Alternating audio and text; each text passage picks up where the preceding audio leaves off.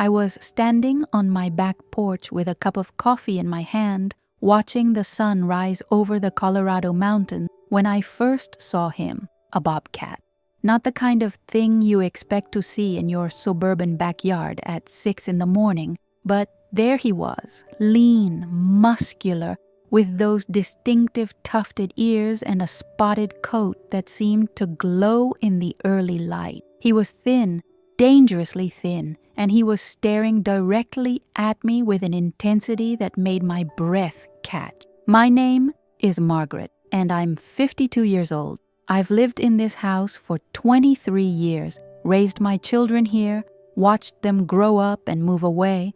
I've become the kind of woman who talks to herself, who spends her mornings watching birds at the feeder, who has learned to find peace in solitude. But I'd never seen a bobcat this close before. I'd never seen anything quite like the desperation in this animal's eyes. He didn't move. He just stood there at the edge of my property, his body tense, his breathing visible, even from where I stood. I could see his ribs beneath his fur, could see the way his legs trembled slightly. This wasn't a healthy animal. This was a creature in distress, a predator reduced to desperation by hunger and circumstance. I should have called animal control. That's what any reasonable person would have done. But something about the way he looked at me, something about the intelligence in those amber eyes, made me hesitate. He wasn't threatening. He was asking. He was asking for help in the only way he knew how. I set down my coffee cup and went inside. I had leftover chicken from dinner the night before. I wasn't thinking about the danger, wasn't thinking about the protocols or the warnings I'd heard about wild animals. I was thinking about a creature that was suffering, and I was thinking about the fact that I had food, and he didn't. I placed the chicken on a plate and set it at the edge of my porch, then retreated inside. Through the window, I watched as the bobcat approached cautiously, sniffed the food, and began to eat. His hunger was evident in every movement, in the way he consumed the meal with desperate intensity. When he finished, he looked back at me one more time, his eyes meeting mine through the glass, and then he disappeared into the forest behind my house. I thought that would be the end of it. I thought I'd done a kind thing, and that would be that.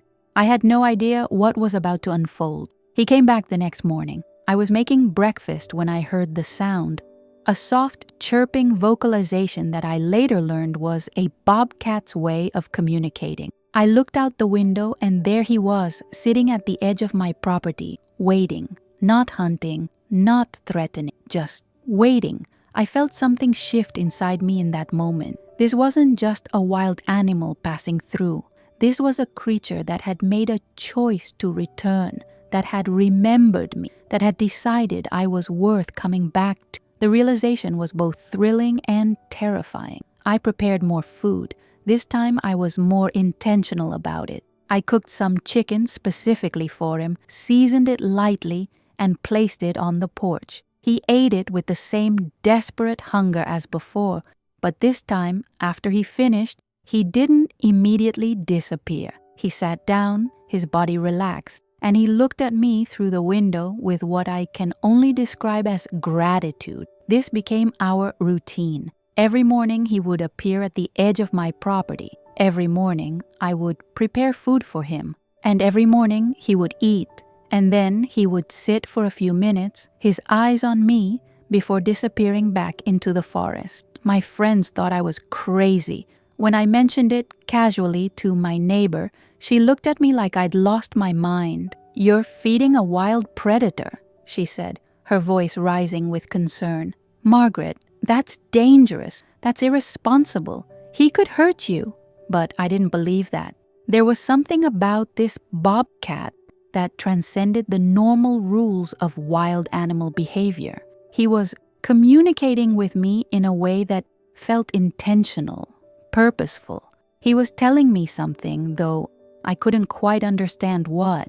I started to keep a journal of his visit. I noted the time he arrived, the condition of his coat, the way his body seemed to be filling out as he received regular meals. I began to notice details, a small scar on his left ear, a distinctive pattern of spots on his right flank. I started to think of him as an individual, not just as a wild animal. And then, about 2 weeks into our routine, something changed. He didn't come for his morning meal. I waited on the porch, coffee in hand, watching the forest, but he never appeared. I told myself it was nothing, that wild animals were unpredictable, that he'd probably moved on to other territory. But I felt a sense of loss that surprised me with its intensity. 3 days passed without a sign of him. I found myself checking the forest obsessively, preparing food even though I knew he wasn't coming. I started to worry about what might have happened to him. Had he been hit by a car? Had he encountered another predator? Had he simply decided that my offerings weren't worth the effort? I realized during those 3 days how much his visits had come to mean to me. I'd been lonely, though I hadn't fully acknowledged it until he was gone. My children called occasionally, but they were busy with their own lives. My ex-husband had remarried and moved to California. My friends had their own families and concerns. I'd built a life of quiet solitude, and I'd convinced myself that I was content with it. But the Bobcat had changed something. His visits had given me a sense of purpose, a reason to get up in the morning that went beyond my own routine. He'd reminded me that connection was possible, that I could matter to another living being, even if that being was a wild animal. On the 4th day, I was sitting on my porch in the late afternoon when I heard a sound that made my heart stop. A cry, not quite a roar, but a vocalization that was unmistakably feline and unmistakably distressed. It came from the forest behind my house, and it was the most heartbreaking sound I'd ever heard. I stood up, my instinct telling me to go toward the sound, but my rational mind holding me back. I couldn't go into the forest alone. It was getting dark. I didn't know what I would find, but I also couldn't ignore the possibility that the Bobcat was in trouble. I called 911. I explained the situation to the dispatcher, trying to make it sound less crazy than it was. There's a wild animal in distress in the forest behind my house. I think it might be injured. The dispatcher was skeptical, but she sent a wildlife officer to investigate. While I waited, I prepared more food, more water, anything I could think of that might help. I stood on my porch, listening to the forest, hoping to hear another sound that would tell me he was still alive. When the wildlife officer arrived, I explained everything. I told him about the Bobcat, about the feeding, about the connection I felt with the animal. He listened patiently, and I could see the judgment in his eyes, but he agreed to investigate the sound. He returned 20 minutes later, his expression grim. "I found him," he said. "He's caught in an old trap, probably set by someone years ago and forgotten. He's injured, but he's alive. We need to get him to a wildlife rehabilitation center." The next few hours were a blur of activity. The wildlife officer called for backup, and soon my backyard was filled with people. Veterinarians, wildlife specialists, people with equipment and expertise. They worked carefully to free the Bobcat from the trap, and I watched from my porch, my heart in my throat. The trap had been embedded in his left hind leg, and the damage was significant. The veterinarian on site explained that he would need surgery, that there was a possibility the leg might need to be amputated, that his survival was uncertain, but they were going to try. As they prepared to transport him, the Bobcat's eyes found mine. Even in his pain, even in his distress, he looked at me with that same intensity I'd come to recognize. It was as if he was telling me something, as if he was asking me to understand that this was why he'd come back. He'd come back because he needed help, and he'd trusted me to provide it. "You know this animal?" the veterinarian asked me. "I've been feeding him," I admitted, "for about 2 weeks. He just showed up one morning and I couldn't turn him away." The veterinarian nodded, and I saw something shift in her expression. "That's actually good," she said. "The fact that he trusted you enough to come back, to let you see him in distress, that shows a level of intelligence and emotional capacity that's remarkable. He chose to come to you because he knew you would help. Those words stayed with me as they loaded him into a carrier and prepared to transport him to the rehabilitation center. I asked if I could follow, if I could be there during the surgery. The veterinarian hesitated, then nodded. "You can wait in the facility," she said. "But I need to be honest with you. His chances aren't great. That leg is badly damaged. Even if we save his life, he may never be the same." I didn't care.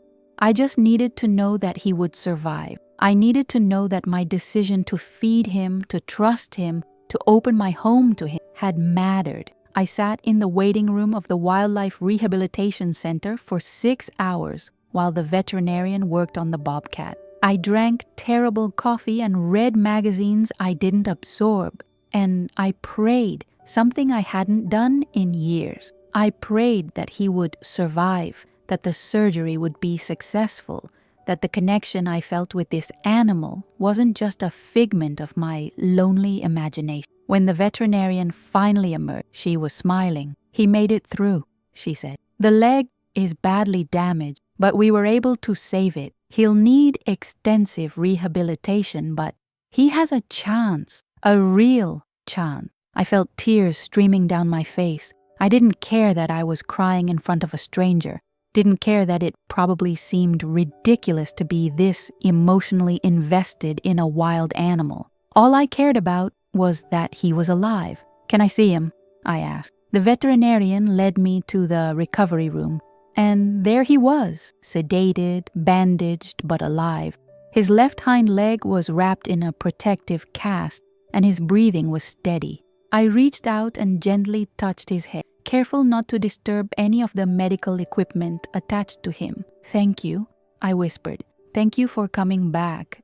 Thank you for trusting me." Over the next few weeks, I visited the rehabilitation center every day. I watched as the Bobcat recovered, as his strength returned, as he began to move around his enclosure with increasing confidence. The veterinarian told me that his recovery was remarkable, that his will to live was stronger than she'd expected. "He's a fighter," she said, "and I think he has something to live for. I think he knows that you care about him, and that's giving him the motivation to heal." I started to bring him special treats, fresh fish, lean meat, things that would help him regain his strength. I spent hours sitting near his enclosure, talking to him, telling him about my day, about my life, about the way his presence had changed me. And he would watch me with those intelligent eyes, and I would swear that he understood every word I said. As the weeks turned into months, I realized that the Bobcat wasn't the only one healing. I was healing too. The daily visits to the rehabilitation center had given me a structure, a purpose, a reason to engage with the world beyond my house. I'd started talking to the other volunteers, learning about wildlife rehabilitation, understanding the challenges that wild animals faced in an increasingly human-dominated world. I'd also started to change my life in other ways. I joined a book club. I volunteered at the local animal shelter. I reconnected with old friends and made new ones. The isolation that had defined my life for so long was slowly being replaced by connection and community. But the center of my world remained the Bobcat. I'd named him Marcus, after my father, because there was something about his quiet strength and his gentle intelligence that reminded me of him. And as Marcus healed, I found myself falling deeper into a kind of love that I'd never experienced before. Not romantic love, but something equally profound. It was the love of one living being for another, transcending species and circumstance. The veterinarian began to talk about the possibility of releasing Marcus back into the wild. His leg had healed remarkably well. His strength had returned. He was ready to be free. But the thought of letting him go filled me with a sense of loss that was almost unbearable. "You know he can't stay here forever," the veterinarian said gently. "He's a wild animal. He needs to be in his natural habitat." "I know," I said. "But what if he gets hurt again? What if he can't survive out there?" "Then he'll have had a second chance," the veterinarian replied. "And that's more than most animals get. You gave him that chance. "You should be proud." I was proud, but I was also terrified. The thought of losing Marcus, of never seeing him again, was almost more than I could bear. I'd become so accustomed to his presence in my life that I couldn't imagine what my days would look like without him. But I also understood that keeping him captive would be selfish. He deserved to be free, to live his life as nature intended. And if I truly loved him, I had to be willing to let him go. The day of Marcus's release arrived on a warm spring morning. The veterinarian had chosen a location in the national forest, an area with plenty of prey and minimal human presence. I was allowed to be there for the release to say goodbye. We drove to the location in the early morning, and I carried Marcus in a secure carrier. He was calm, as if he understood what was about to happen. When we reached the designated spot, the veterinarian opened the carrier, and Marcus stepped out into the forest. For a moment, he didn't move. He just stood there, his body tense, his senses processing the overwhelming stimuli of the wild. Then he turned and looked at me, and our eyes met one final time. In that moment, I felt like he was telling me something, thanking me, acknowledging our connection, saying goodbye. Then he turned and walked into the forest, his gait still slightly favoring his healed leg, but strong and purposeful. I watched until he disappeared into the trees, and then I sat down on a log and cried. The veterinarian sat beside me, not saying anything, just being present. After a while, she said, "He's going to be okay, and so are you." I wasn't sure I believed her. The loss I felt was profound, deeper than I'd expected. I'd known this day was coming, had prepared myself for it, but nothing could have prepared me for the actual moment of letting him go. We drove back to the rehabilitation center in silence. When I got home, my house felt emptier than it ever had before. I stood on my back porch, looking at the forest where Marcus had first appeared, and I felt the weight of his absence like a physical thing. That night, I didn't sleep. I sat on my porch, wrapped in a blanket, watching the forest, half hoping that he would return, half knowing that he wouldn't. He was free now. He didn't need me anymore. 3 weeks after Marcus's release, I was sitting on my porch with my morning coffee when I heard a familiar sound, a soft chirping vocalization, the same sound Marcus had made when he first returned to me after his disappearance. I looked up, and there he was, standing at the edge of my property, his body healthy and strong, his coat shining in the morning light. He was thinner than he'd been when he left the rehabilitation center, but he was alive, and he was here. I stood up slowly, afraid to move too quickly, afraid that this was a dream and any sudden motion would shatter it. But Marcus didn't flee. Instead, he walked toward me, his gait strong and confident, his eyes fixed on mine. He stopped a few feet away from me. We looked at each other in silence. I could see the intelligence in his eyes, the recognition, the connection that had always existed between. And then he did something that made my heart stop. He made a sound, a low rumbling vocalization that seemed to come from deep within his chest. It wasn't a threat. It was a greeting. "You came back," I whispered. "You actually came back." I prepared food for him, and he ate with the same hunger he'd shown before. But this time, there was something different. He wasn't desperate. He was choosing to be here. He was choosing to share this moment with me. After he finished eating, he didn't disappear immediately. Instead, he lay down on my porch, his body relaxed, his eyes closing as if he was going to sleep. I sat down beside him, careful not to touch him, just being present with him in the way he'd taught me to be. We stayed like that for hours. He slept, and I watched, marveling at the fact that he'd come back, that he'd chosen to return to me. It was as if he was telling me something, as if he was communicating a message that went beyond words. When he finally woke up and stood to leave, he looked at me one more time, and I understood. He was telling me that I mattered. He was telling me that our connection was real, that it transcended the boundaries between human and animal, that it had changed both of us in ways that would last forever. After that first return, Marcus began to visit regularly. Not every day, but often enough that I could anticipate his arrivals. He would come in the early morning or late afternoon, eat the food I prepared, and then either rest on my porch or disappear back into the forest. I started to understand that he was living a double life, part wild animal, part companion. He was hunting in the forest, establishing his territory, living as nature intended. But he was also choosing to return to me, to maintain the connection we'd formed. My friends and family thought I was obsessed. My daughter called from California and expressed concern about my mental health. "Mom, you're spending all your time waiting for a wild animal to show up," she said. "That's not healthy. That's not normal." But I didn't care about normal anymore.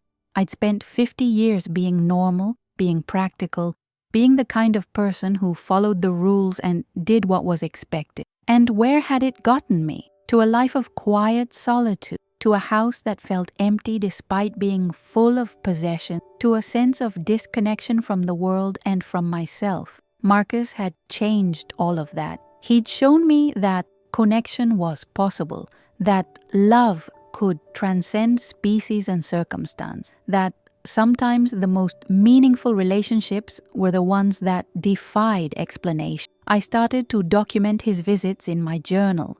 I noted the times he arrived, the condition of his coat, any new scars or injuries. I began to understand his patterns, to recognize the subtle changes in his behavior that indicated his mood or his needs, and I realized something profound. Marcus wasn't just visiting me because I provided food. He was visiting me because he wanted to. He was choosing to maintain our connection, to share his life with me in whatever way he could. One afternoon, as he was resting on my porch, I reached out and gently touched his head.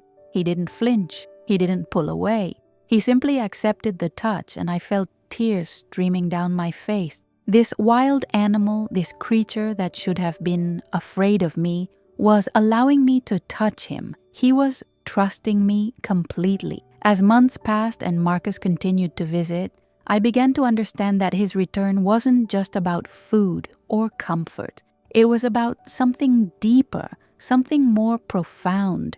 He was showing me that I had value, that I mattered, that my life had meaning beyond the roles I'd played for others. For so long, I'd defined myself by my relationship as a wife, as a mother, as a daughter. When those roles changed or ended, I'd lost my sense of identity. I'd become invisible, irrelevant, a woman in her 50s with nothing left to offer. But Marcus had seen something in me that I couldn't see in myself. He'd seen someone worth returning to, someone worth trusting, someone worth building a relationship with. And in seeing myself through his eyes, I'd begun to see myself differently. I started to make changes in my life. I went back to school and took some classes in wildlife biology. I became more involved with the rehabilitation center, volunteering regularly and learning about the challenges that wild animals face.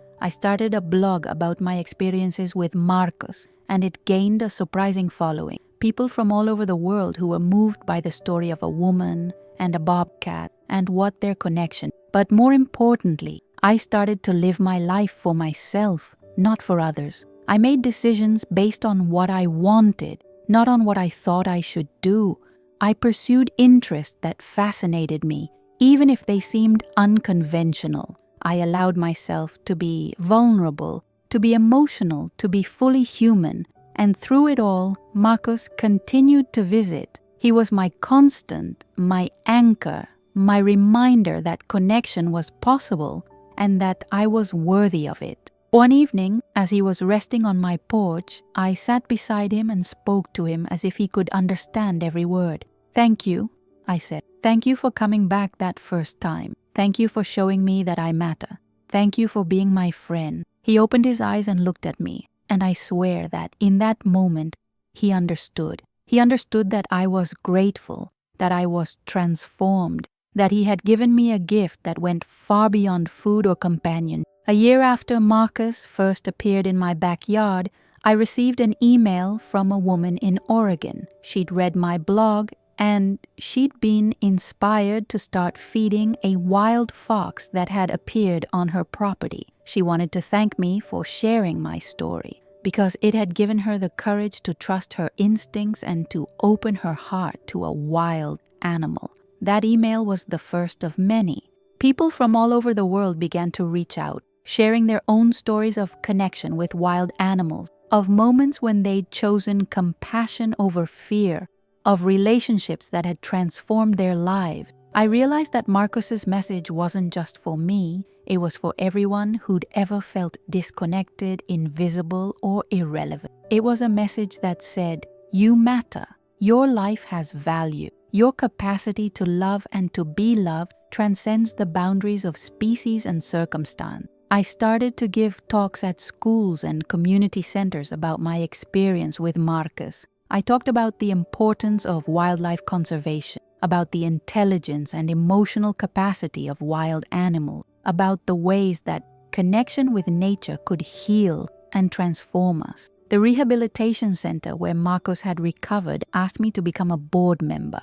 I accepted, and I've spent the last year working to expand their programs and to help more animals like Marcus get a second chance at life. But the most important legacy of my relationship with Marcus isn't the blog or the talks or the board position. It's the way it's changed me, the way it's allowed me to see myself and my life differently. I'm no longer the invisible woman in her 50s. I'm Margaret, a woman who loves deeply, who trusts her instinct, who opens her heart to the world and all its creatures. Marcus still visits. It's been 3 years now since that first morning when he appeared on my porch, and he still comes regularly. He's older now, his coat showing signs of age, his movements sometimes slower, but his eyes are still bright, still intelligent, still full of that same intensity that first captured my heart. I've learned to accept that our relationship exists in a space between wild and domestic, between human and animal, between the expected and the extraordinary. He's not my pet, but he's not just a wild animal either. He's something in between, something that defies easy categorization. Sometimes I wonder what would have happened if I'd called animal control that first morning instead of preparing him a meal. Would I have missed out on the most transformative relationship of my life? Would I still be living in quiet isolation, defining myself by roles that no longer applied? I'll never know, but I do know that Marcus's arrival changed everything. He showed me that I had value, that I was capable of love, that my life mattered. He showed me that connection was possible, even across the boundaries of species. And he showed me that sometimes the most profound messages come not in words, but in the simple act of returning, of choosing to be present, of trusting another being completely. Every morning I prepare food and set it on my porch, not knowing if Marcus will come. And every time he does, I feel that same sense of wonder and gratitude that I felt on that first morning 3 years ago. He's teaching me that life is about showing up, about being present, about maintaining connections even when it would be easier to walk away. As I watch him eat, his body strong and healthy, his spirit unbroken by the challenges he's faced, I understand that this is what love looks like. It's not about possession or control. It's about showing up for another being, about trusting them completely, about allowing them to be exactly who they are. Marcus has given me a gift that I can never fully repay. He's given me back my life, my sense of purpose, my belief in the possibility of connection. And every time he returns to my porch,